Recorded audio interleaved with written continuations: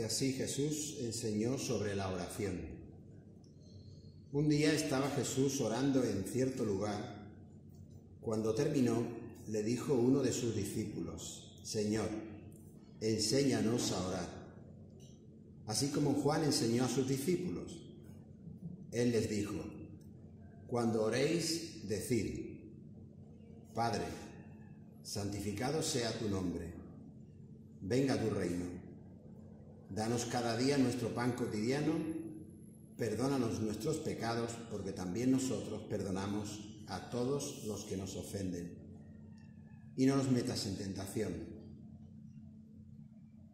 Supongamos, continuó, que uno de vosotros tiene un amigo y a medianoche va y le dice: Amigo, préstame 3 panes, pues se me ha presentado un amigo recién llegado de viaje y no tengo nada que ofrecerle.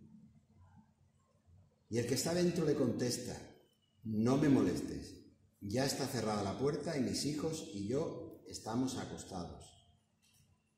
No puedo levantarme a darte nada. Os digo que, aunque no se levante a darle pan por ser amigo suyo, sí se levantará por su impertinencia y le dará cuanto necesite. Así que yo os digo: pedid y se os dará, buscad y hallaréis, llamad y se os abrirá la puerta, porque todo el que pide, recibe, y el que busca, encuentra, y al que llama, se le abre. ¿Quién de vosotros que sea padre, si su hijo le pide un pescado, le dará en cambio una serpiente? ¿O si le pide un huevo, le dará un escorpión? Pues si vosotros, aun siendo malos, sabéis dar cosas buenas a vuestros hijos, cuánto más el Padre Celestial dará el Espíritu Santo a quienes se lo pidan. Amén.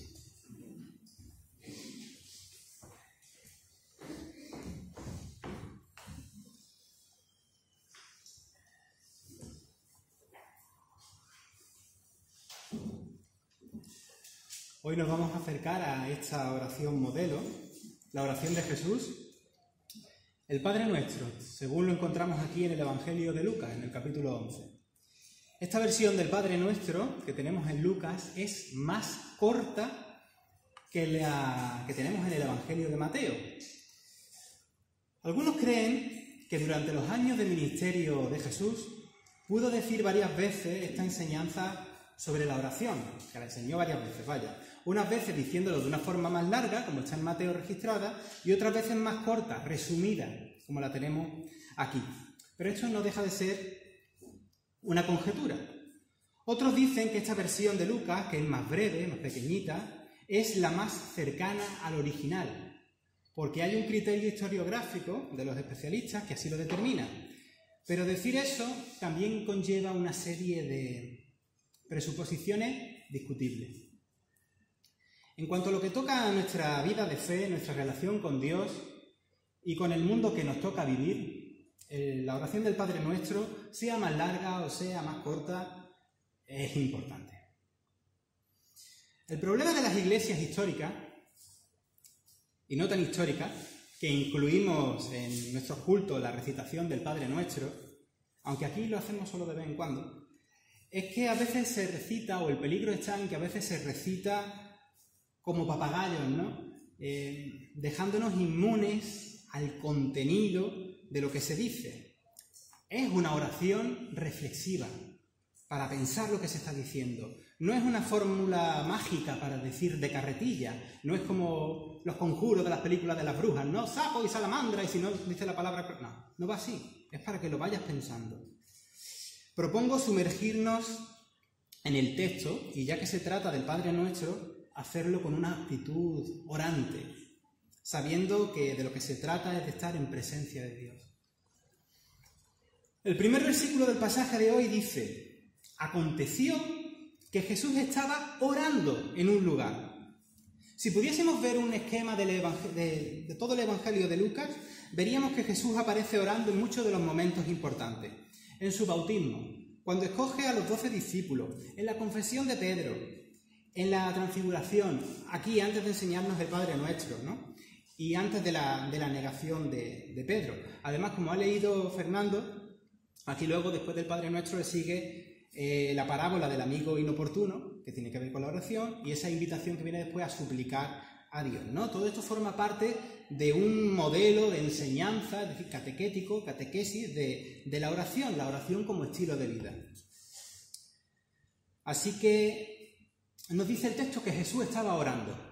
Y cuando terminó, uno de los discípulos le dijo: Señor, enséñanos a orar, como también Juan, se refiere a Juan el Bautista, enseñó a sus discípulos. Y eso de como Juan enseñó a sus discípulos, pues nos da una pista de cómo los maestros de los diversos grupos religiosos del judaísmo pues tenían esquemas de la oración para enseñárselo a sus discípulos. Los discípulos de Jesús querían tener un modelo correcto. Pero lo que es en realidad la estructura del Padre Nuestro, como es normal, pues tiene bastante parecido con otros modelos de oración judía de la misma época, ¿no? Como el Kadish, que la primera parte es igual. Solo que, bueno, esta parte, digamos, lo que tenemos como Padre Nuestro es genuino de Jesús, no creo que nadie lo discuta. Hoy en día, como discípulas y discípulos, en este mundo actual, en el nuestro, en el que nos toca vivir, desde las comprensiones científicas del mundo que tenemos, aunque aquí ninguno sea un científico, pero tenemos un entendimiento ya más científico del mundo, incluso desde nuestros interrogantes ante el misterio del mal. Después de tantas cosas que ha experimentado el mundo, malas, y nuestras propias preguntas sobre el intervencionismo o no de Dios, si Dios interviene, si no interviene, de qué forma, si no lo hace, los creyentes actuales decimos también al Señor: enséñanos a orar. Y la respuesta sigue siendo el Padre Nuestro. La respuesta sigue siendo el Padre Nuestro.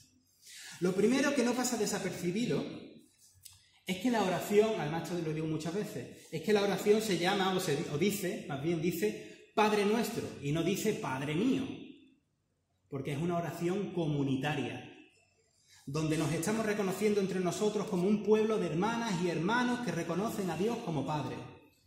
Nos reconocemos entre nosotros como hijas e hijos, hermanas y hermanos. Si tú oras, por ejemplo, el Padre Nuestro en tu casa, lo haces desde la perspectiva y el enfoque de no estar solo, aunque tú estés solo en tu casa, sino desde esa comprensión de que perteneces a una iglesia, a la comunión de los santos, ¿no? En sentido amplio, sin individualismo. No sé si me explico. Lo curioso, como detectan algunos teólogos, es que la idea de Dios como Padre que nos presenta Jesús es muchas veces contraria. Se va viendo, que para hacer un estudio llevaría un poquito de tiempo, pero son contrarias muchas veces a la idea que en aquellas sociedades del siglo I, patriarcales del siglo I, pues a la idea que se tenía de un padre, de un padre de familia. Por eso algunos teólogos como Evaristo Martín lo dice en un libro que precisamente trata del Padre Nuestro, pues expresan que Dios es un padre, fijaos en la expresión, un padre maternal. Y cuando digo esto no penséis que lo digo desde una modernura influida por las corrientes actuales de feminismo. No tiene nada que ver. Esto es una cosa que se lleva diciendo mucho tiempo.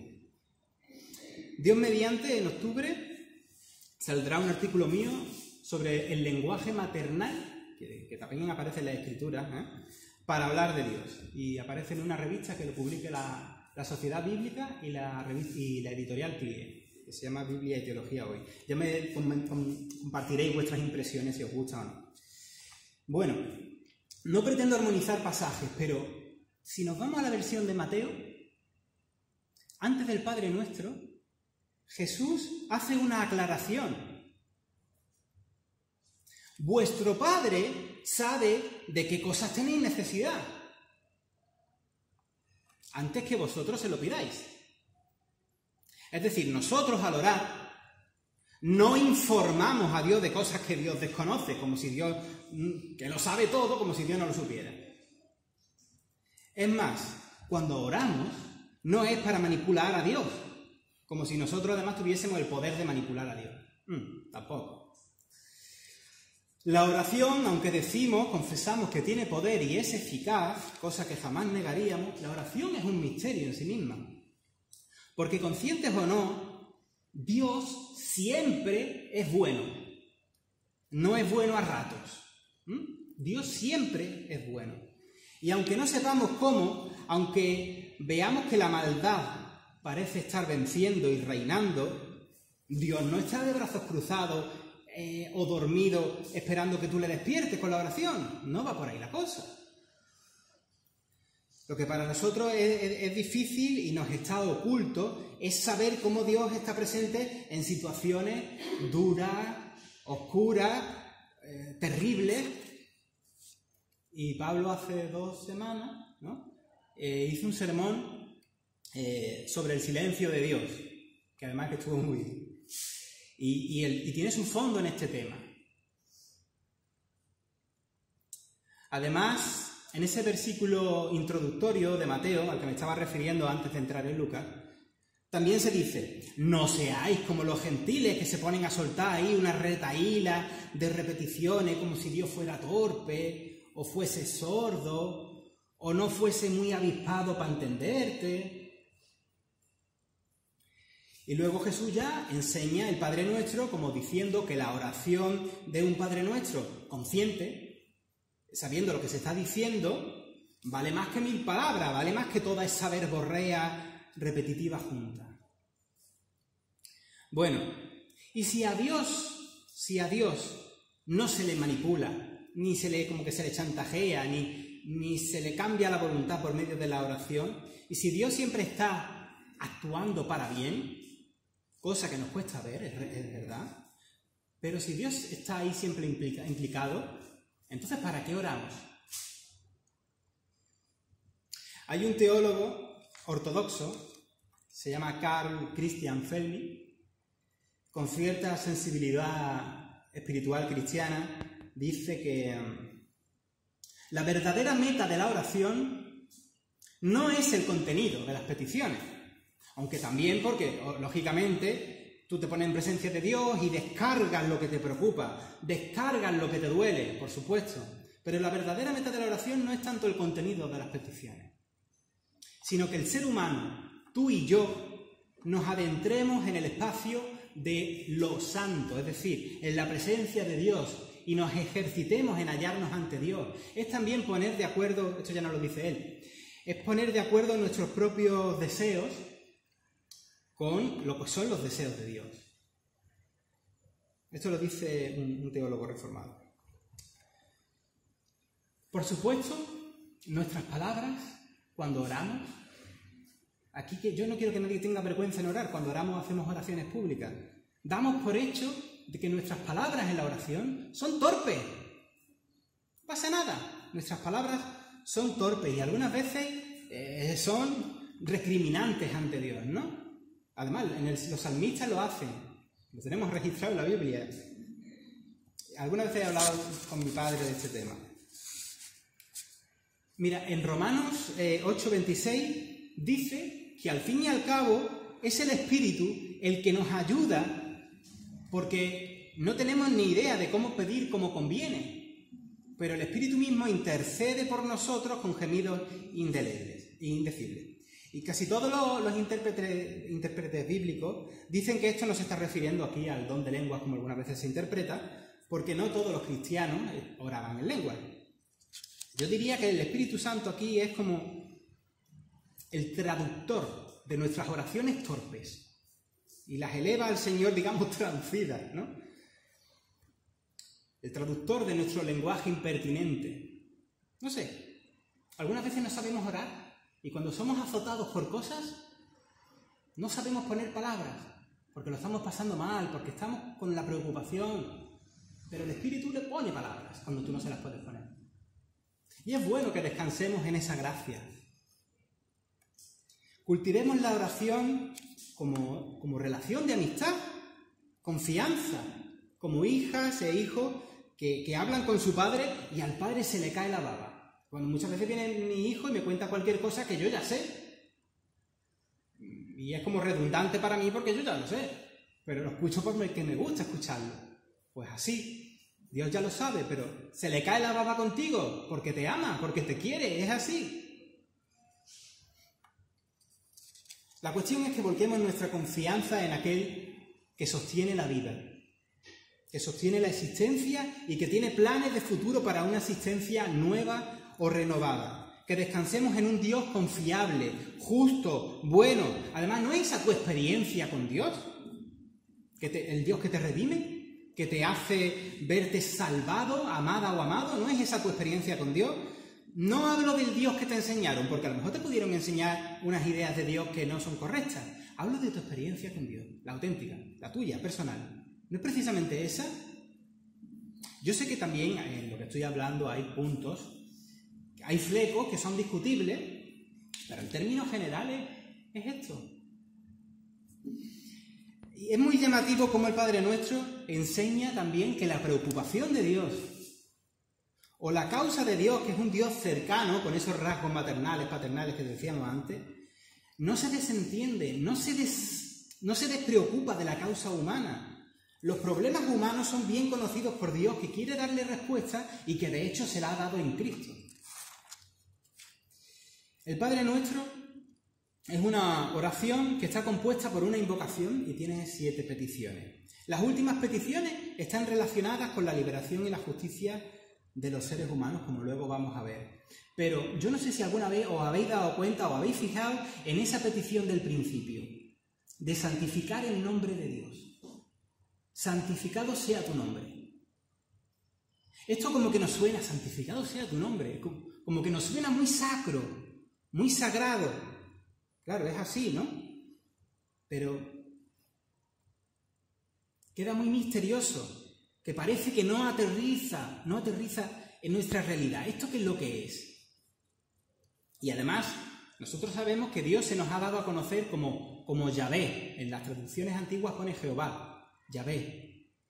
Pero esa forma que Dios se ha dado a conocer a los seres humanos no quiere decir que ese sea el nombre de Dios por la eternidad, ¿no? Sino que es una forma de cómo Dios se ha dado a conocer. Él es el que está haciendo, yo soy el que soy, ¿vale? Y siempre con relación a las personas, ¿no? A los seres humanos, al pueblo al que se revela. Pero no es su nombre propio como tal, como muchas veces pensamos los cristianos.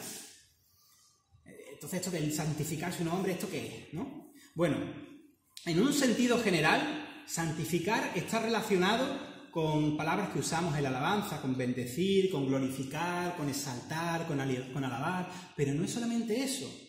Si Dios es santo, y yo lo creo y tú lo crees, si Dios es cercano a nosotros, pero al mismo tiempo apartado, es totalmente otro y no tiene nada que ver, digamos, no está impregnado del mal, ¿no?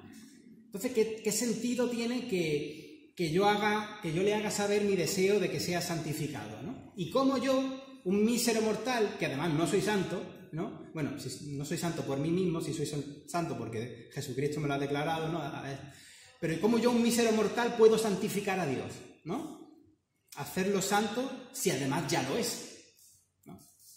Bueno, la idea, en el uso popular, más cercano en aquellos tiempos, cuando se santificaba algo, por así decirlo, por brusco que nos parezca, significa que algo ha sido profanado. Y entonces, pues, se ha ensuciado su reputación o la manera en que es conocido. Las personas aquí presentes, tú y yo, sabemos muy bien cómo los seres humanos y las personas de fe, que es lo que más nos duele, a lo largo de la historia hemos profanado una y otra vez el nombre de Dios. Se han dicho y se han hecho cosas horribles en nombre de Dios. Se habla de Dios además con una ligereza y unas ideas y unos conceptos que realmente no tienen nada que ver con Dios. Y luego las consecuencias, ¿no? ¿Quién va a querer conocer un Dios así? Un Dios en cuyo nombre se levantan espadas, se hace la guerra, se atenta contra el prójimo, se discrimina a más personas en vez de acogerlas y reconciliarlas. Todavía, en nombre de Dios, se quitan derechos a las personas o se las rechaza. Y hasta hace poco el patriarca ortodoxo de Moscú dice que la guerra de Ucrania es una guerra santa. Yo no sé si habrá cambiado el hombre de opinión, pero hace poco lo estaba diciendo. Y con estas cosas no es que el honor No es que el honor de Dios quede herido, tocado y hundido y le afecte de tal manera que quiera volcar su ira desorbitada, como algunas perspectivas del enfoque anselmiano dicen. Pero en un sentido cotidiano, su nombre, entre los seres humanos, es profanado, se le ha dado un mal uso. Así que cuando oramos, santificado sea tu nombre, y ahí hay una parte que nos toca a ti y a mí, deseemos que el nombre de Dios sea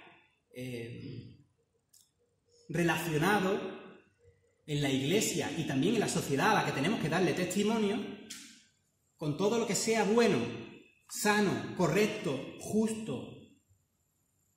Como creyentes en Cristo nos toca corregir, por así decirlo, en medida de lo posible, pues con nuestras obras, con nuestro testimonio, la mala reputación que se ha puesto en Dios por medio de una religión malentendida. Y creo que más o menos me explico.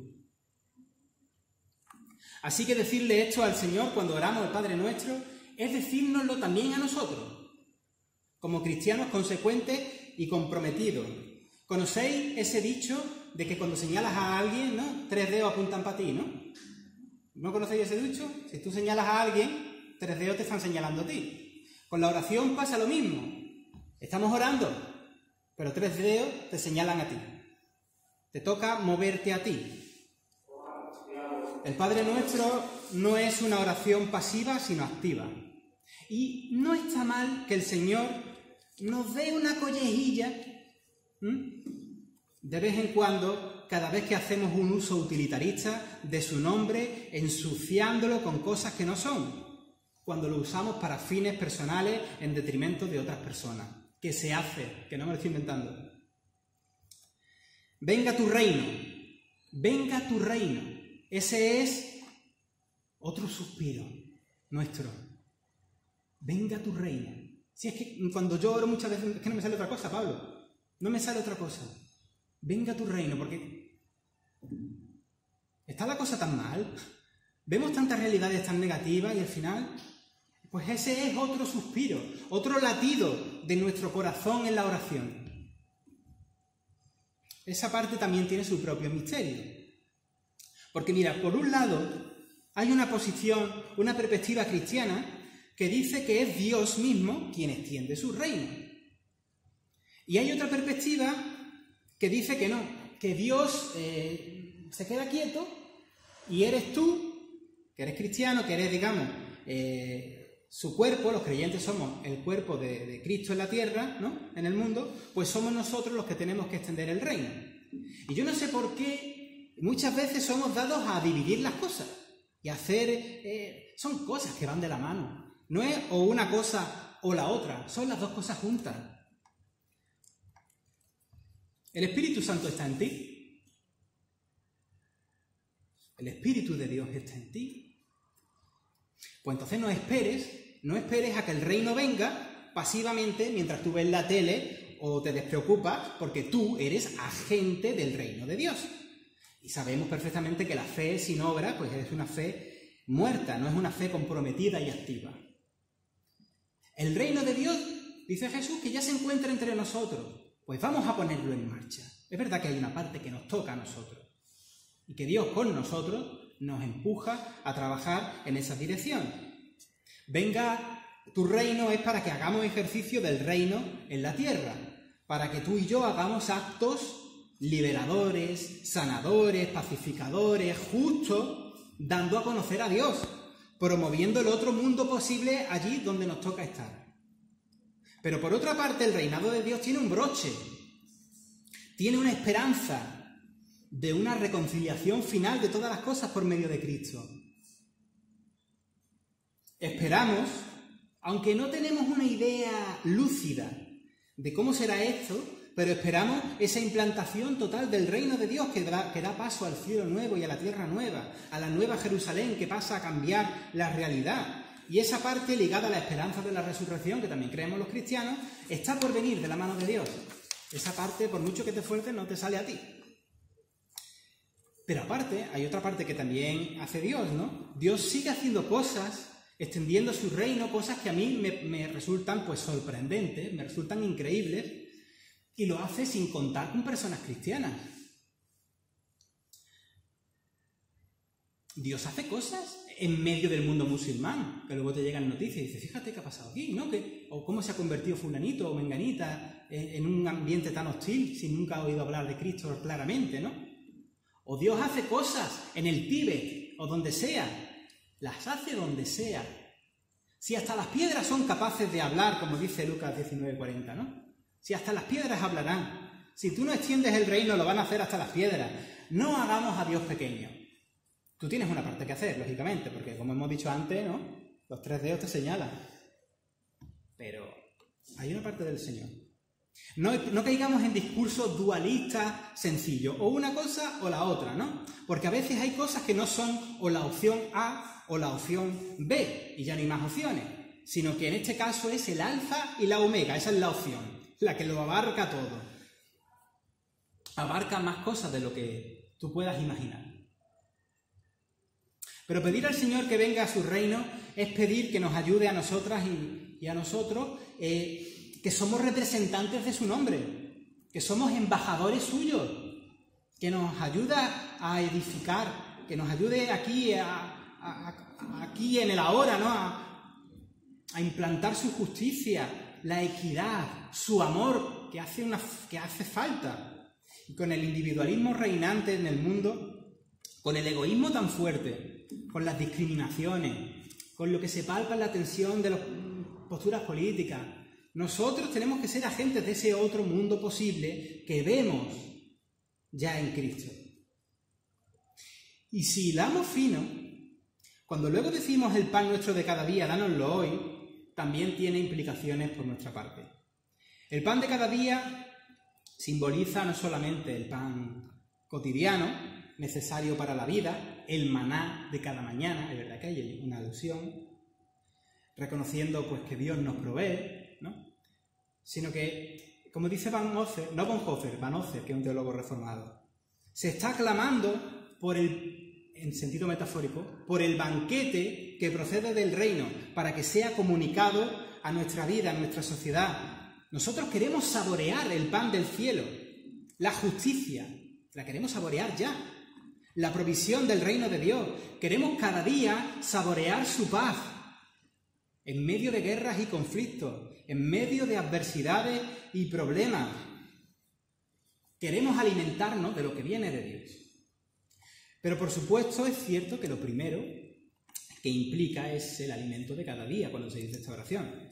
Y no dice dame mi pan de cada día, sino que dice danos, colectivamente o comunitariamente. Y con esta oración se muestra a Dios nuestra conciencia de que pueda comer la persona que tenemos al lado, o el que está más allá, o el que está en Somalia, o el que está donde sea. El pan nuestro de cada día, que no falte para nadie.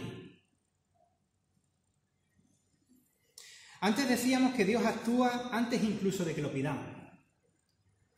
Que Dios ya lo sabe, que sabe lo que le vas a decir y que Dios es bueno, o sea, no se va a quedar esperando, ¿no? ¿Será que Dios provee de nuestro pan de cada día cuando hay miles de personas pasando hambre en el mundo? Una pregunta lícita, ¿no? Según un reporte de la ONU de 2019, que leía en uno de los comentarios de Working Preacher para la preparación del sermón de esta semana, que decía que hoy, a fecha de 2019, las cadenas de producción alimentaria elaboran suficiente comida para nutrir a todos los habitantes del planeta. Y sin embargo, el hambre sigue azotando a más de 820 millones que padecen desnutrición crónica. Me llegó el martes de esta semana una pequeña revista a la que estoy suscrito que se llama Cristianismo y Justicia. Y el título de ese volumen de esta semana, de este mes, era El desperdicio de alimentos. Ya podéis imaginar por dónde van los tiros. Dios provee lo suficiente para todos. Pero el ser humano, viviendo para los intereses del antirreino de Dios, impide que llegue a todo el mundo.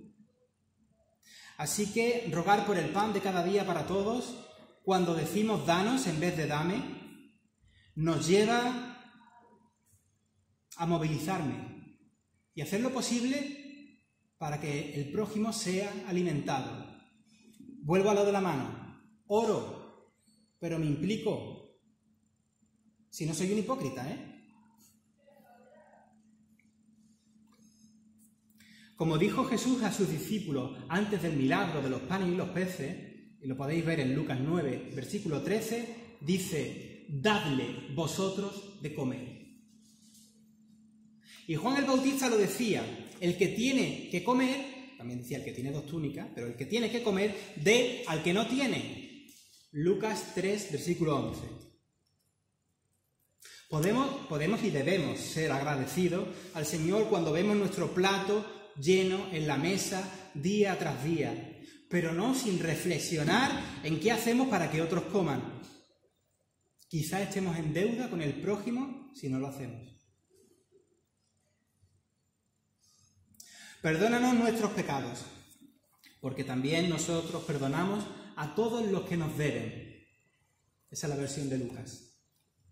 En la Sirácida o Eclesiástico, que me he equivocado, capítulo 28, en el versículo 2, es un libro deuterocanónico, ya se establece o aparece, digamos, en el judaísmo, esa conexión entre recibir perdón de lo alto con perdonar a otros.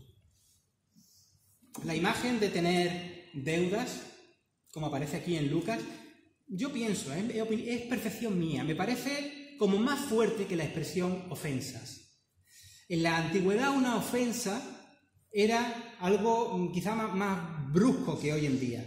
Era atentar contra el honor de una persona, y el honor en la antigüedad era una cosa súper importante porque podías caer de tu estatus. Pero hoy en día las ofensas algunas veces podemos ignorarlas y ya está. Otras veces no, otras veces te ofenden y te duelen y te duele, ¿no? Te duele.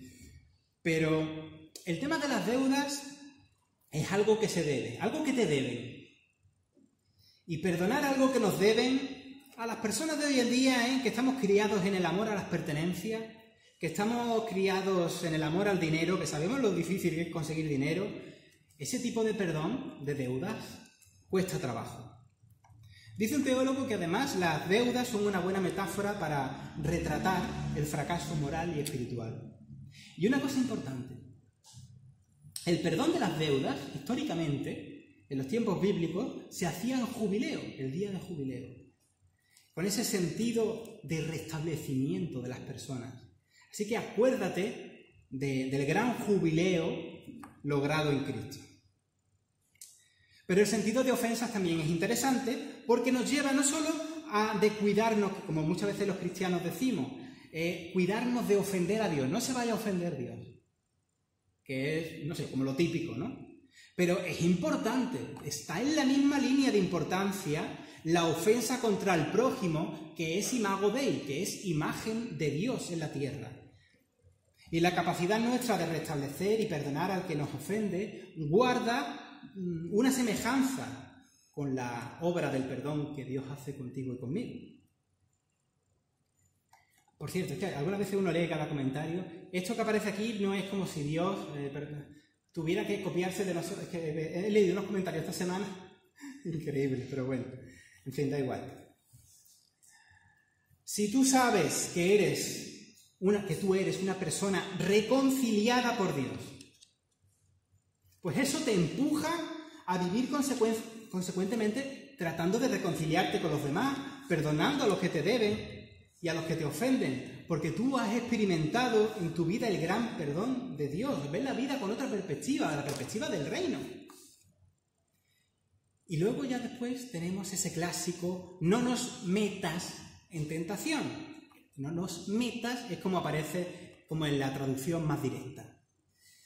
No tenemos tiempo, obviamente, pero Oscar Cullmann hacía un extenso razonamiento de por qué debe entenderse o traducirse esta plegaria como presérvanos de la tentación, o resguárdanos, evita que caigamos en la tentación.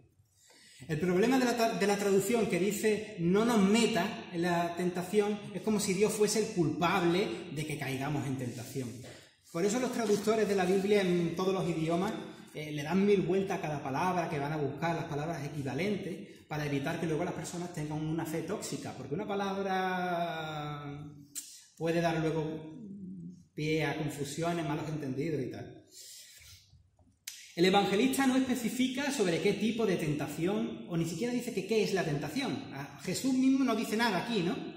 Solo habla en sentido colectivo, no habla de modo individual, y quizás entonces podríamos pensar, como es una oración diseñada para decirse en comunidad, pues podemos pensar en las desigualdades sociales que creamos, las que creamos entre todos. Que evitemos crear en conjunto sistemas nocivos y desiguales, sobre todo dentro de la Iglesia de Cristo. Que no seamos de los que ceden los mejores asientos a los ricos y no le prestemos atención a las personas necesitadas o las menospreciemos. La acepción de personas por parte de la comunidad no es de Dios. Anda que no viene a decir en la Biblia eso, no hagáis acepción de personas. Bueno, ya no me extiendo más, pero el texto termina con esa invitación de los versículos 5 al 13 a perseverar en la oración, que muchas veces se ha entendido como una especie de insistencia machacona ante un Dios sordo, en vez de que puedes contar tus cosas, vivir conectado a Dios continuamente, ¿no? Volvemos a encontrarnos quizá ese dilema de nuestros días que han planteado algunos filósofos cristianos ante la idea de un Dios no intervencionista. Pero Dios interviene, no como el genio de la lámpara. Dios no es el genio de la lámpara, y menos a capricho. No interviene de manera vertical, que es como muchas veces pensamos. Oye, habrá veces que sí. Pero Dios interviene desde lo sencillo. Por eso algunas veces estamos tan ciegos a verlo. Siempre se está dando a sí mismo por el bien, por el reino nuevo. ¿Cómo es esto? No lo sabemos. Pero Dios está presente. Y no así, ni así. No siempre ocurren milagros. Y de eso somos conscientes. No siempre se sanan enfermos. No siempre se evitan muertes y desgracias. Más bien cuando ocurre, que suelen ser pocas veces y de un modo excepcional, como pequeñas pinceladas que no corren de nuestra cuenta, de un reino que va llegando, signos del reino, pero que son la excepción, no son la norma. No son la norma, ojalá. Pero si fuera la norma ya sería todo el reino de Dios.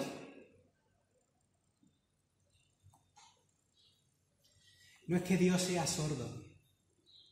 Es que las cosas funcionan de un modo distinto a como nosotros comprendemos el mundo, como nosotros comprendemos el mal, como nosotros comprendemos la acción de Dios, o como comprendemos a Dios mismo. Se nos escapa, somos seres limitados. El que tenga la receta, la fórmula, que lo diga, pero no. Somos seres humanos. Bastante que Dios se ha revelado a mentes tan finitas como las nuestras. No tenemos ni idea, hay que reconocerlo, pero confiemos. ¿Por qué un enfermo de cáncer se sana y otro no se salva? Incluso si se ora por los dos, incluso si los dos son cristianos comprometidos. No lo sé.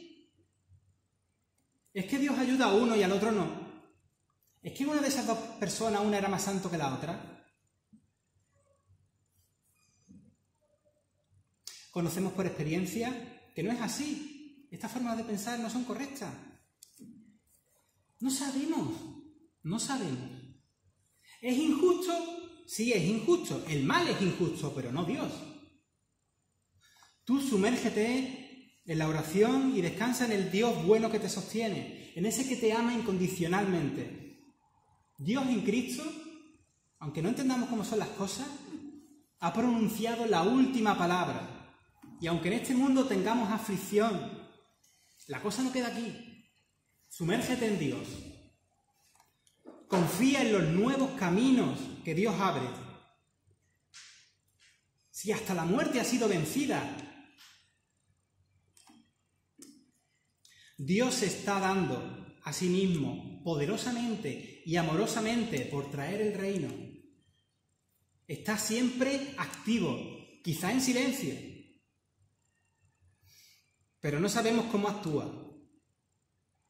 ¿O por qué pasan cosas malas en el mundo? No sabemos. Eso es la teodicea de la que ya hablo algunas veces, de la que yo no soy experto. Lo que sí sabemos, y vuelvo a poner el dedito así,